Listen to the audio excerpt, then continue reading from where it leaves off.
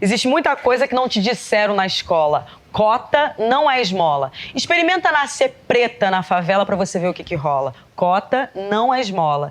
E nem venha me dizer que isso é vitimismo. Não ponha a culpa em mim pra encobrir o teu racismo.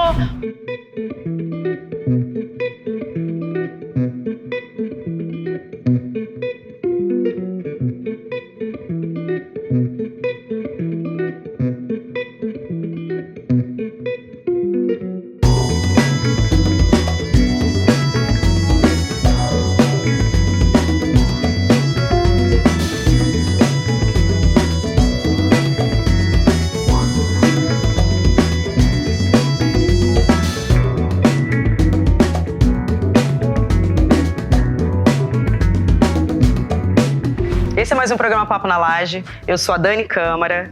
Estamos aqui hoje em Campo Grande, no bairro Oiticica, ano de 2022, 10 anos em que foi implantada a lei de cotas para o ensino público, e vamos trocar hoje uma ideia. Eu sou Eduardo, sou estudante de História da UFRJ, faço parte do Movimento Social Levante Popular da Juventude e construo lá na UFRJ o cursinho de Escrita Acadêmica, que é um curso de estudantes para estudantes que pensa a permanência estudantil, além de fazer parte da Comissão de Heteroidentificação da UFRJ. Eu sou Janete Santos Ribeiro, Santos da minha mãe, Némésia Santos, Ribeiro do meu pai, João Gregório Ribeiro. Sou professora, ou estou professora da Educação Básica na FAETEC, Escola Técnica Estadual Adolfo Bloch, onde eu trabalho em sala de aula, História, e sou uma pessoa da tríade, academia, escola básica e ativismos. Isso há 30 anos. Eu vou começar essa conversa perguntando de onde surgiu esse desejo, né? De ingressar na universidade. Bom, então, Eduardo, esse desejo meu veio de um professor. Na minha segunda série do ensino médio, ele perguntou na turma quem gostaria de entrar na universidade. E eu fui uma das 5 mulheres da turma, com mais 20 homens. Era um curso de instalações elétricas numa escola estadual no Meier, chamado Visconde Cairu. E ele disse assim pra gente: vocês não vão passar, porque vocês são de escola pública. As mulheres podem até tentar fazer um vestibular para letras para arranjar um marido. Eu entendi isso como uma afronta. E eu falei, eu vou passar. Então, assim, o desejo não veio como um desejo, mas veio como uma reação a uma provocação. E eu acho que é isso, sabe, que me atravessa, a ideia de como construir meus próprios sonhos e desejos. E isso que me fez ir para a universidade. Assim, como um desejo de não ser balconista de uma loja de departamentos em Campo Grande, que já não existe mais, chamada Silbene. E não por ser balconista uma coisa menor ou maior, mas por ganhar salário mínimo. E eu tinha um desejo de conhecer o mundo. E conhecer o mundo significava estar no mercado de trabalho ganhando um salário justo. Então é isso, o meu desejo de entrar na universidade foi como caminho para entrar no mercado de trabalho de qualidade. Isso do professor, eu fico pensando, que no meu... Eu acho que tem que retornar até antes, quando eu penso nisso, porque eu vim de uma família um pouco estruturada assim, mesmo com muita dificuldade financeira e tudo mais, mas que me colocou para fazer, curso pré-técnico, que é para entrar em escola técnica aqui no Rio, E aí tem as escolas públicas, mas que são melhores de qualidade. E aí me colocaram no pré-técnico e tal, porque, enfim, na escola municipal era, tipo, esse é o aluno inteligente, isso e aquilo. E, tipo assim, quando eu entro nessa escola, no Cefet, tipo, consigo passar, inclusive, no segundo ano da política de cotas, assim, entro no Cefet, tipo, a partir desse momento, tipo, eu tenho uma turma que praticamente tá todo mundo pensando, tipo assim, sobre entrar na universidade. Então, tipo assim, meio que eu sou empurrado ali, tipo assim, tá? É algo muito do contexto, assim, tá todo mundo conjuntamente pensando naquilo. Mas quando eu penso, tipo, nessa formação anterior, tipo assim, nas escolas municipais, tipo assim, boa parte da minha turma e vários professores viviam falando, tipo assim, vocês não vão chegar a lugar nenhum.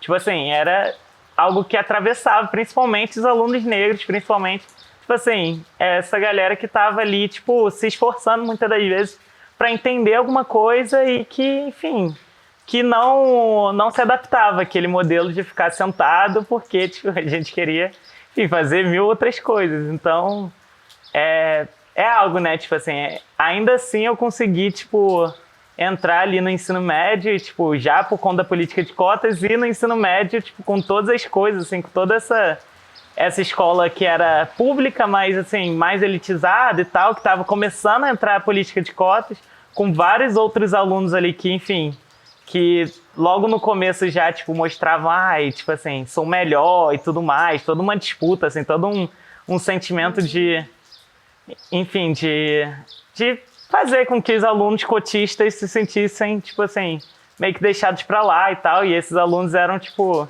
sempre, assim, eram alunos, tipo, tem um caso interessante que é, tipo, todos esses alunos eram vindos de escola municipal e no meu 8º ano, tipo assim, teve uma prova da prefeitura que os melhores alunos da prefeitura, assim, tinham ganho ingresso pro Rock in Rio. Praticamente toda a minha turma eram desses melhores alunos. E esses eram os alunos que tinham dificuldade de se adaptar ao Cefet, de se adaptar àquele contexto que não estava adaptado para nós. Que a gente entrou, lutou para entrar, foi muito difícil de entrar pelas cotas. Eram os melhores alunos dessas escolas municipais pelo Rio de Janeiro. E mesmo assim eram alunos que principalmente eram aqueles que se sentiam com muita dificuldade de se adaptar ali no Cefet. E, tipo, quando entra no Cefet, a gente, tipo assim, tem uma educação de qualidade, tem algo para ter uma base que pra gente acaba se tornando até automático. Tipo assim, vou pra universidade porque tá todo mundo indo pra universidade. Era algo meio que, enfim, automático. Então acaba, e com professores que inclusive incentivavam ali e falavam, tipo assim, eu lembro até hoje de um professor de história que falou, você daria um ótimo professor, e foi por isso que eu decidi, por exemplo, virar, tipo, fazer licenciatura e entrar na faculdade de História. Estamos falando de 10 anos, né, da implementação da lei de cotas nas universidades e vendo e ouvindo vocês, assim, como a gente passa por violências, né, que às vezes a gente não para analisar, para ver o cotidiano das nossas famílias, das nossas vidas, são tão atravessados por essas violências que, enfim, esse país nos coloca, né, e aí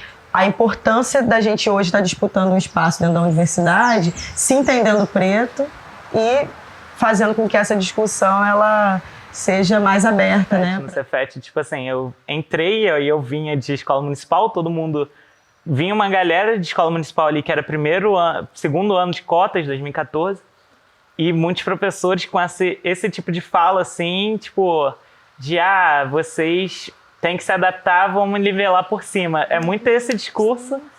E aí, tipo, e no Cefet tem uma base melhor, então, tipo assim, consigo estudar, tipo, inicialmente, eu lembro que eu era, tipo assim, o melhor dali da escola municipal, todo mundo, não, Eduardo é muito inteligente.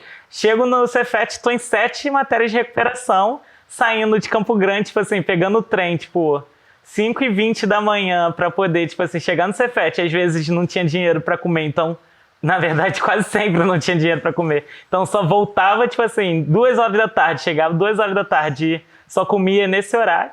E, tipo assim, então tudo isso atravessando ali. E aí, 7 matérias de recuperação no primeiro semestre na escola. Tipo assim, tudo isso impacta muito em, tipo assim, em como você lida e como você se sente ali sujeito. Aquele espaço ali é mesmo pra mim? E aí, tipo, no Cefet eu me desenrolei muito com a ajuda, assim, das outras pessoas. E a gente se ajustou e a gente, tipo assim, no final, eu acho que a gente se sentia muito. Esse espaço é assim pra gente, a gente acabou fazendo disso potência, e aí eu chego na FRJ e, tipo assim, sinto a mesma coisa, tipo assim, só que eu já com uma base melhor, porque eu passei por isso, eu já sabia o que ia esperar, enquanto vários outros meus amigos que vindo de escola estadual sentiam exatamente esse sentimento de esse espaço não é pra mim e tudo mais, e tipo, tipo, logo no meu segundo semestre eu já me envolvo numa iniciativa que eu era da história, né? A principal questão ali era se sentir com dificuldade de escrever da forma que os professores exigiam para as provas e tal. Eu me envolvo num projeto que é de escrita acadêmica, tipo assim, que é um projeto popular que ajuda os estudantes na escrita acadêmica. E aí os estudantes mesmo, tipo assim, muito isso, essa rede de solidariedade como um motriz para a gente se permanecer lá dentro. Assim, os estudantes, principalmente cotistas, principalmente de escola estadual e de escolas públicas, assim, a gente se ajudando e fazendo um curso que existe até hoje, que inclusive está completando 4 anos. O tempo que eu estou na faculdade, eu acompanho e tenho muito orgulho desse curso, que é um curso que se ajuda, né? Muito de solidariedade. São estudantes que são educadores para estudantes da licenciatura e do bacharelado ali de história, de ciências sociais, de filosofia, que não se sentem parte muitas das vezes e que a gente fala, esse espaço é pra gente sim, então, e a gente infelizmente precisa se adaptar, então a gente vai lutar aqui, se adaptar e se ajudar para se adaptar, porque... E que bacana que você está falando, Eduardo, que você está falando de uma política de permanência, não uma política pública, mas a política dos afetos, do cotidiano, de você estar num espaço que você se reconheça no outro e na outra. Eu não tive isso na matemática. Primeiro que assim, eu entro aos 18 anos, né? E aos 19 eu já entro no mercado de trabalho, porque o meu desejo de a universidade como caminho para uma ascensão social, eu conquisto. Eu faço concurso público, sabe? Me torno digitadora. E aí eu descubro uma coisa, que a universidade pública naquele momento, década de 80, não era uma universidade para o trabalhador, para a trabalhadora. O curso de matemática era um curso integral. Mesmo trabalhando meio período, eu não consegui administrar uma coisa e outra. E aí a universidade, para mim, se tornou um espaço de descobertas, sabe? Descobertas de outros mundos. Então foi na universidade, por exemplo, que eu fui apresentada a cultura negra como caminho para se entender o ser brasileiro, ser brasileira, através do CA, da Faculdade de Letras, um curso que até hoje, assim, eu sou amiga do cara que estava lá no CA, que é o Alberto Mussa, que é um grande escritor. E aí, nesse curso, eu conheci a intelectualidade negra da época, assim, famosinha, né? Joel Rufino, Abdias Nascimento, Lélia Gonzalez, Beatriz Nascimento. Convivi com essa galera toda ali, sendo aluna, né? E aí saí dali, fui fazer um curso no IPAfro, sabe? IPAfro não, IPAfro se chamou depois, foi um curso do que depois veio a se chamar IPAfro, que foi na UERJ. Aí fui para a UERJ, e aí o que acontece? Com 18 anos, eu era uma estudante insegura, sabe?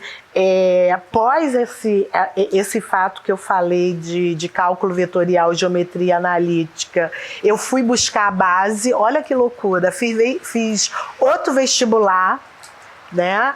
Na verdade, me inscrevi para o vestibular de serviço social e, ao mesmo tempo, me inscrevi para ir para o Cefet, porque eu achava que eu tinha que buscar a base. Eu cheguei a frequentar o Cefet durante 6 meses. Aí você imagina uma jovem de 18 anos voltar para o ensino médio e ao mesmo tempo, 19 anos, e ao mesmo tempo ser funcionária pública. Não ia dar certo, né, gente? Porque também o Cefet não era para trabalhador. tá certo? E aí foi uma loucura, porque eu não fiquei nem num lugar nem no outro. Eu passei 7 anos da minha vida o que a gente chama de estudante aranha. Então, uma pessoa sem um lugar. Aonde que eu achei o meu lugar? Movimento negro, em 1986. Sabe? Que aí o segundo encontro de negros do Rio de Janeiro. E aí, através da militância, para voltar ao que você trouxe, essa militância me ajudou a me encontrar no mundo, me entender nesse mundo que eu não conseguia, né? Que era o mundo da democracia racial, que era o mundo de uma meritocracia exacerbada, e era o mundo que dizia o tempo todo para mim que eu poderia ser exceção à regra. E eu não queria ser exceção a nada, eu queria ser. Então, o que era ser mulher negra, não é isso? De periferia, numa estrutura que dizia que ser era ser classe média, porque os meus colegas da universidade eram classe média para mim, inclusive os que estavam no alojamento, sabe? E aí eu me sentia de um não lugar. Aí, gente, veio o PT, a fundação do PT, eu vivi essa fundação. E foi muito interessante que assim, eu me envolvi nessas estruturas. Aí eu tinha um colega no alojamento, só acho que era 84, e a gente falava muito foi um processo das diretas já, eu ia aos comícios, era louca pelo Brizola, pra você ter uma ideia. Brizola Darcy, eu ficava assim, alucinada. E aí, o que acontece? Numa dessas reuniões no alojamento, um colega vira e fala assim, tentando me levar para política e tal, eu, sei lá, meio partidária, digamos assim, embora me sinta extremamente política. Aí tava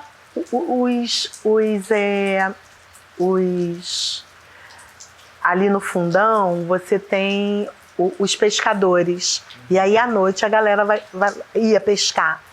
E aí eu falava assim, e o menino lá falando de Lupen proletariado, o colega lá da física de Minas, mineiro ele. Aí ele vira e fala, porque o proletariado... Eu falei, vamos descer, vamos conversar, né, com os trabalhadores. Ele, não vou não, porque ali é o Lupen proletariado. Sabe? E aí foi quando eu falei, gente, não é meu barco. De novo, não lugar, gente. Isso é uma loucura. Porque, assim, o cara estava dizendo que o trabalhador que se aproxima da minha realidade não pode pensar a revolução com esse trabalhador. Esse cara está me dizendo que o discurso dele não me atende. Acho que naquele momento eu me tornei uma intelectual interseccional, sabe? E não tinha essa expressão ainda, né, de você juntar raça e classe, né? E a minha vida dentro da universidade até hoje foi essa da busca por sentidos que faça a gente ser, sem precisar da mediação de um outro projeto que não seja o nosso. Então, assim, eu tenho muito orgulho de dizer que a minha geração da militância, a gente não participou do debate político sobre as cotas, porque esse debate era num nível macro e a gente estava ali no nível micro, no nível do cotidiano. E eu me orgulho muito de ser desse lugar de quem está na base, sabe, articulando e tecendo possibilidades da gente não precisar de heróis e de heroínas, sabe, da gente precisar da solidariedade, sabe, do investir nesse... Eu não sei se eu posso usar essa expressão nós por nós, embora hoje eu ache que a gente já está num nível, e as cotas são muito importantes por conta disso, de pensar que esse nós por nós tem que ter reparação. E a gente conseguir o investimento público é reparação. E a gente pensar nisso, porque o nós por nós investe num voluntariado que chega, sabe? A gente tem que... Então, complica porque a gente está sempre na sobrevivência. E aí não é legal. Acho que hoje a gente tem que estar, assim, no poder. E em todos os espaços do poder. E a cota, para mim, hoje, a importância dela é essa articulação de possibilidades de lugares de poder acionando essa construção de uma base que leve o sujeito e a sujeita da escola pública aonde ela quiser, porque nem sempre o caminho para ser alguém é a universidade, sabe? Então, acho que esse é um dos perigos, me parece, da gente investir numa única possibilidade. Como é que a gente amplia esse leque de possibilidades, né? E eu acho que, tipo, isso... Eu acho que é interessante como esse diálogo, que, tipo, é isso, assim. A gente... Quando esse cursinho que eu comentei, ele é a gente faz essa análise, tipo, muito... Que ele é fruto exatamente da política de cotas, assim, que foi por mais outras pessoas entrarem que sempre a gente se ajudou. É isso, a realidade é essa. Tipo assim, nossa história é que a gente, tipo assim, sempre sobreviveu no nós por nós, porque, tipo assim, sempre foi assim. E com as cotas a gente, tipo assim, entrou um bocado mais lá dentro e aí a gente começa a mexer também nossos pauzinhos para mexer aquela estrutura, que é isso, assim, no final é uma estrutura da universidade e tal que ainda é muito engessada numa lógica que, enfim, que nos exclui, que é isso, não é muitas das vezes pro trabalhador e tudo mais, mas a gente a gente briga. O horário integral ainda existe, né, na universidade, pouca coisa mudou. O que mudou foram os números, né, que mudaram, né, você está falando de uma solidão que você já está dizendo assim, ó, tem mais gente, eu consigo hoje me reconhecer, me encontrar com uma galera e discutir isso. Isso é muito massa, porque a gente já vê um avanço, né, em números mesmo, né, que hoje, se a gente pensar que 50% das pessoas que estão na universidade são negras, a gente vê que nesses 10 anos avançamos muito, precisamos avançar em outros campos, né, como você está colocando, porque acho que hoje, mais do que só o ingresso, a gente precisa pensar nessa permanência. O que faz esse sujeito continuar naquele espaço ali, né, que as poucas coisas mudaram, né? Esse espaço ainda continua rejeitando esse aluno. E, tipo, na UFRJ começa muito esse debate, tipo assim, sobre... Que é muito vinculado, que é sobre o respeito à lei de cotas e a permanência, tipo assim, dos coletivos negros, tipo assim, dos técnicos e dos estudantes negros que falam, tipo assim, isso daqui tem que ser respeitado, e começa a comissão de heteroidentificação. Nessa luta de, tipo assim, existe um racismo que nos marca, que é o racismo, tipo assim, que é o racismo de marca no Brasil, que um policial ele não vai ter dúvida de olhar, tipo assim, saber quem é negro e quem não é. Tipo assim, a gente quando vai ser tratado mal, e tipo assim, a pessoa não vai ter dúvida de quem é negro e quem não é, tipo assim, e aí na hora ali, tipo, as pessoas querem usar disso, tipo, pra falar, tipo, pessoas, enfim, vários casos, assim, de olhos claros, cabelo liso e, tipo assim, falando, não, eu tive um tataravô que foi negro, tipo assim, coisa assim. E aí, tipo, eu inclusive me envolvo, tipo assim, e participei da comissão de heteroidentificação, que é esse processo, e que não é, tipo, um processo de, vamos fazer as pessoas... E a gente sempre tinha muito essa preocupação. A gente não pode ser mais um processo que pessoas negras se sentam desconfortáveis. Então era tipo assim, é um processo que foi construído pelo movimento negro dentro da UFRJ, em várias outras universidades, e que pensava muito isso, tipo, como a gente tenta transformar aquilo ali no máximo possível para fazer que a lei seja respeitada sem que pessoas negras se sintam constrangidas. Tipo assim, como que a gente garante isso? E é difícil, assim, é um processo, mas sempre foi essa busca de garantir dessa forma, tanto que era isso, a indicação da comissão era, se qualquer pessoa tem dúvida se aquela pessoa é negra, ela tem que passar, tipo assim, é isso. E você está me fazendo pensar, sabe, Dudu, uma coisa muito séria, que é a questão do privilégio. A gente, durante muito tempo, achou que a luta contra o racismo fosse uma perspectiva de nós, negras e negros.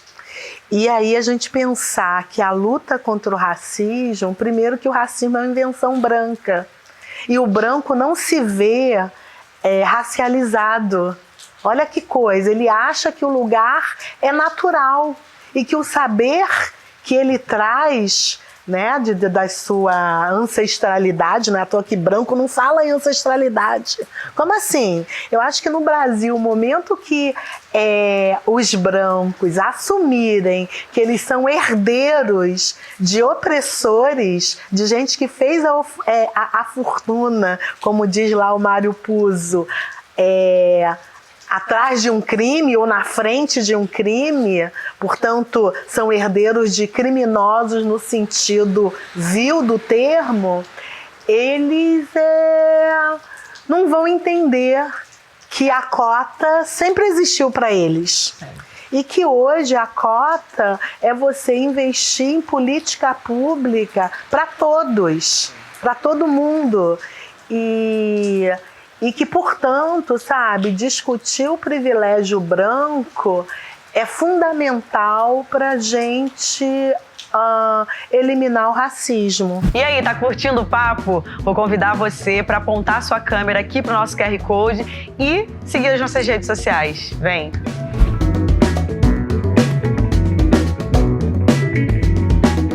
Acho que meu sonho é que um dia a gente, inclusive, não precise das cotas. Que isso, tipo assim, a gente supere o racismo de uma forma que a gente consiga ter nós lá dentro, a partir das escolas base, a partir de uma educação pública de qualidade, a partir de uma educação de fato antirracista, assim.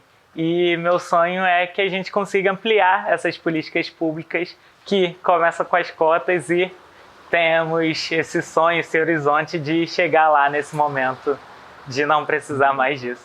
Meu sonho é ter uma sociedade sem racismo, sem machismo, uma sociedade sem escrotidão.